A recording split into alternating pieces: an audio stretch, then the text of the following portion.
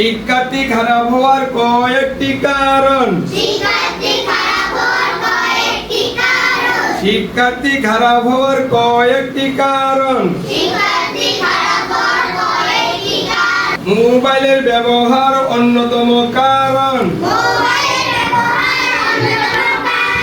মোবাইলের ব্যবহার অন্যতম কারণ।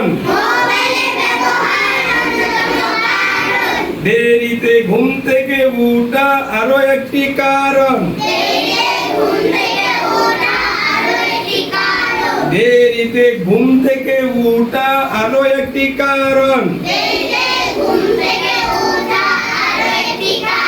শিক্ষকদের সাথে অভিভাবকের বেয়াদবির কারণ।